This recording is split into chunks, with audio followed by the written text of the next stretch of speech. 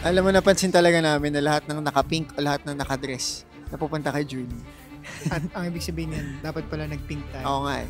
Alam mo yung isang suot dapat namin pink eh, kaso hindi namin ginawa. Pero, grabe, I think perfect pairing din siya kay Julie.